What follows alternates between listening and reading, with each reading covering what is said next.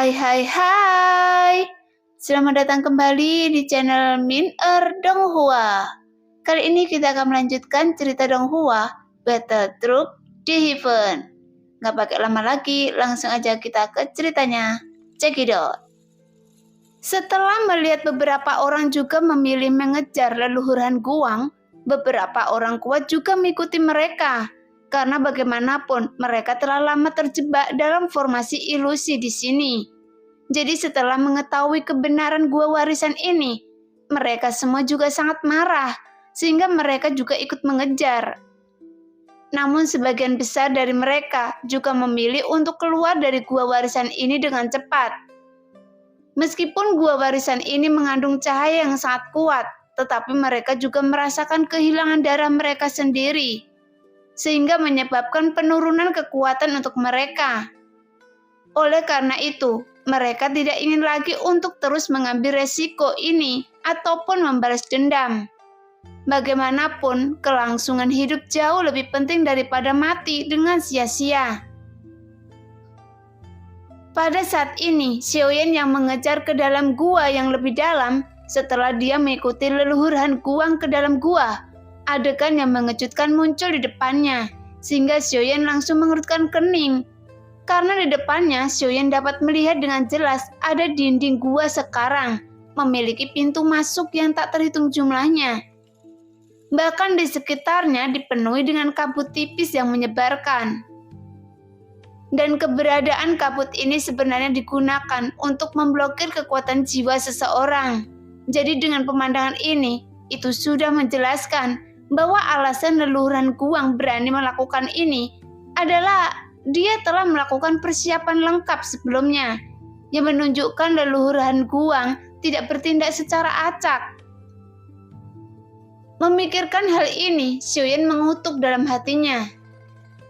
Bajingan, orang ini mampu mencapai kekuatan ini, sehingga bisa mengendalikan begitu banyak orang kuat, yang menunjukkan dia pasti seekor rubah tua dengan pikiran yang halus dan memiliki pemahaman yang mendalam tentang tempat ini dengan ribuan pintu masuk gua ini. Rubah tua ini bisa melarikan diri dengan cepat, namun jika dipikirkan dengan hati-hati perubahan situasi saat ini, saya merasa rubah tua ini ingin membuat labirin dan bergantung pada jumlah pintu masuk gua ini. Sebenarnya metode ini adalah pemikiran bodoh, karena bagi orang kuat yang abadi, selama itu dia di dalam salah satu gua ini tidak akan lama bagi orang kuat untuk menemukannya. Oleh karena itu, Xiaoyan juga segera menilai banyaknya pintu masuk gua di depannya. Namun dia merasa bahwa pintu masuk gua ini hanyalah sebuah metode untuk mengecoh musuh. Bahkan Xiaoyan memiliki pemikiran, jika leluhur Han Guang tidak memasuki salah satu pintu masuk gua ini, jika demikian pasti ada jalan rahasia lainnya. Tepat ketika Xiaoyan ingin menyelidiki tempat ini, tiba-tiba Xiaoyan mendengar suara angin yang menderu dari belakangnya, yang membuat Xiaoyan menyipitkan alisnya sedikit.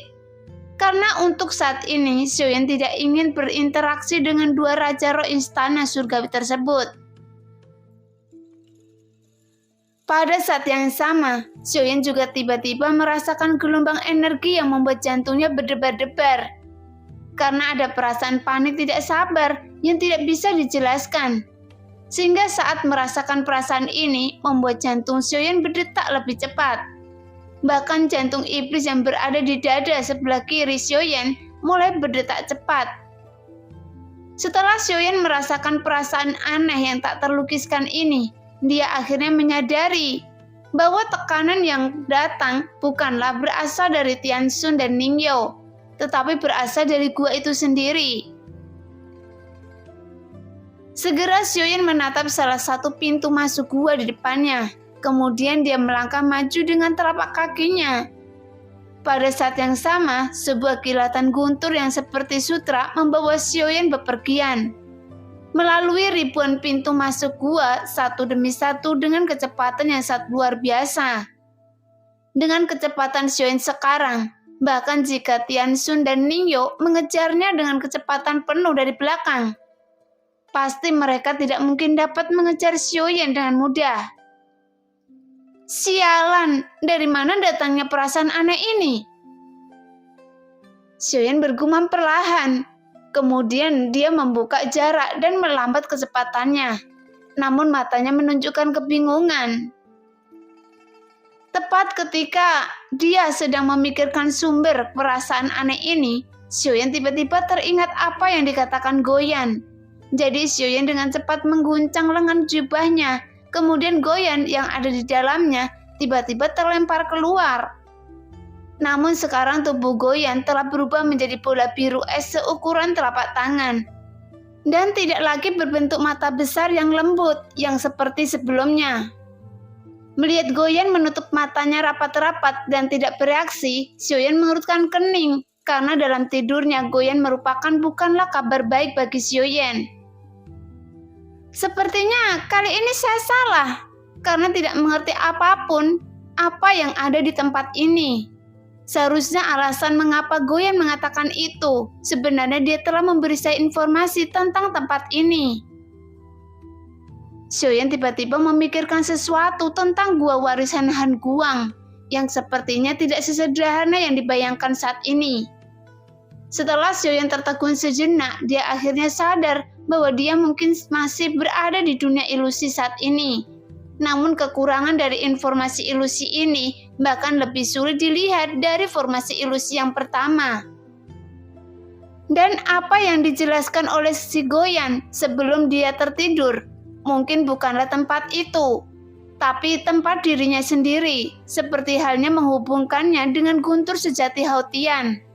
Jadi jika tebakannya benar, maka semua yang terjadi sekarang hanyalah ilusi.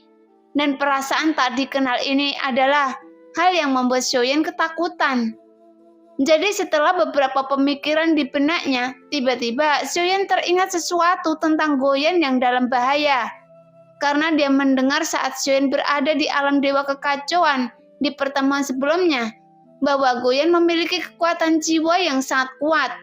Bahkan dengan kekuatan jiwanya yang tak tertandingi, Goyan dapat memperbaiki perlindungan pohon dunia. Tapi di bawah kekuasaan seperti itu, bagaimana Goyan bisa tertidur selama ratusan tahun? Atau tidur ribuan tahun? Bahkan yang lebih mengejutkan Xiaoyan, dia mengatakan ada kemungkinan tidak akan pernah bangun lagi. Yang menunjukkan situasi yang dihadapi Goyan saat ini memang ada yang salah. Tapi karena dalam kondisi ini Goyan telah tertidur, dia tidak bisa bertanya kepada Goyan tentang detailnya. Oleh karena itu, Xiaoyan hanya bisa menggunakan kekuatannya sendiri untuk mencari petunjuk tentang informasi ilusi ini. Tetapi jika pemandangan ini adalah ilusi, lalu bagaimana caranya menghancurkan formasi ilusi ini? Sial! Xiaoyan terus berpikir dalam hatinya, karena seharusnya saat Goyan menyampaikan pesan kepadanya, seharusnya Xiaoyan bertanya tentang bagaimana cara mematahkan formasi ini. Namun menurut petunjuk yang diberikan oleh Goyan dalam kata-katanya, jika dia ingin membangunkan Goyan, dia masih ingat apa yang Goyan katakan padanya. Xiaoyan harus mencari cara untuk menemukan tubuh aslinya, kemudian membentuk kembali tubuh aslinya untuknya. Oleh karena itu, jika diperhatikan dari dua kata kunci dalam kalimat ini adalah, jika Xiaoyan ingin menghancurkan formasi ini adalah, dia harus cari cara untuk menemukan tubuh aslinya pada saat ini. Pikiran Xiaoyan terus berputar, tapi dia juga menyadari ada sesuatu yang salah dari masalah ini. Karena meskipun semuanya hanya spekulasinya sendiri saat ini, tetapi dia merasa semuanya saya akan segera dikonfirmasi sebenarnya. Lagi pula, Xiaoyan juga masih ingat bahwa ilusi itu akan muncul dalam ketakutannya sendiri. Oleh karena itu, Xiaoyan tidak terus memikirkannya. Bagaimanapun bagi Xiaoyan sekarang, ancaman terbesarnya adalah Tianxun dan Ningyo yang telah datang ke dunia kuno Dewa Abadi dan Dewa Iblis lebih awal darinya. Namun dengan kemunculan kedua Raja Roh ini juga membuat Xiaoyan merasa aneh.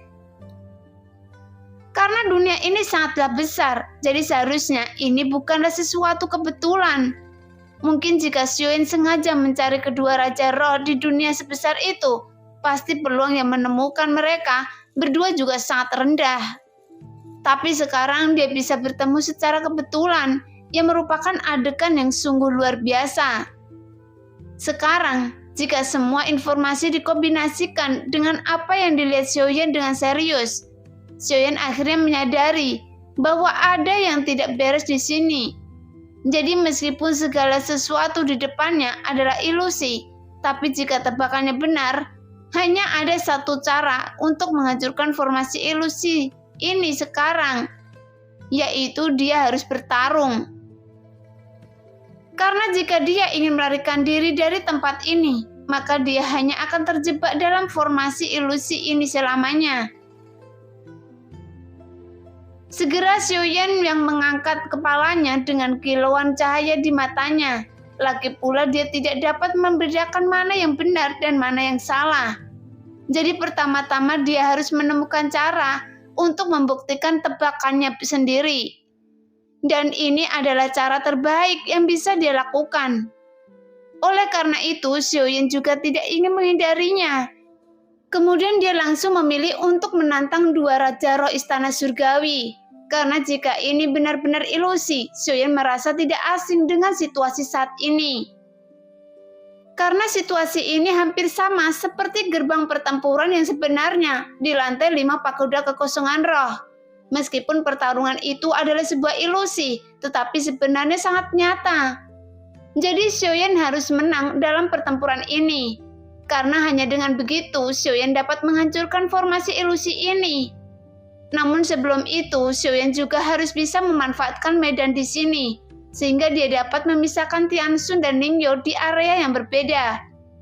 Karena jika Xiaoyan mengalahkan mereka berdua satu demi satu, maka Xiaoyan akan memiliki peluang yang lebih tinggi lagi. Segera Xiaoyan mulai memikirkan cara untuk melakukannya. Lagi pula Xiaoyan memiliki keunggulan dalam hal kecepatan yang absolut.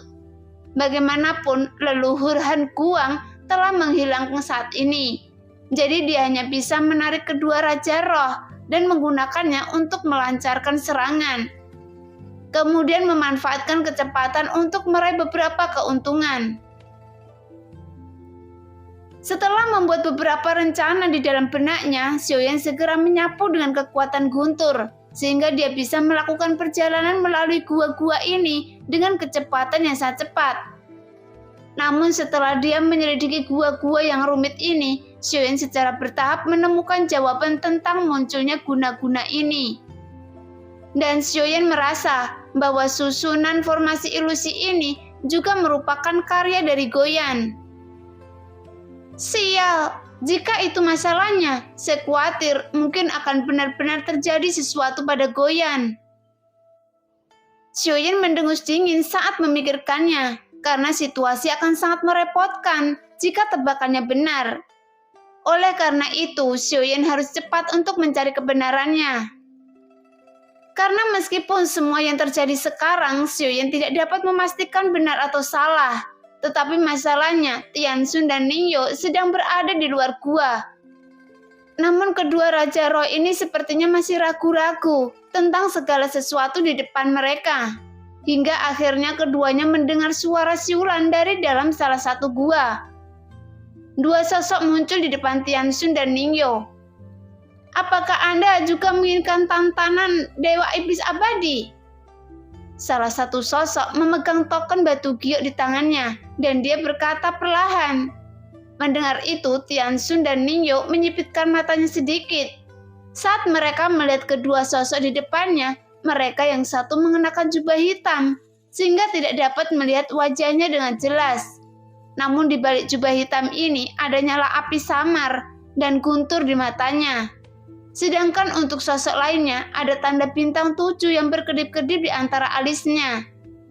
Namun sosok ini tidak mengeluarkan suara sepatah kata pun dari mulutnya. Nah, demikianlah cerita hari ini. Terima kasih yang sudah menonton video Min Earth sampai selesai. Sampai jumpa di video selanjutnya. Bye-bye.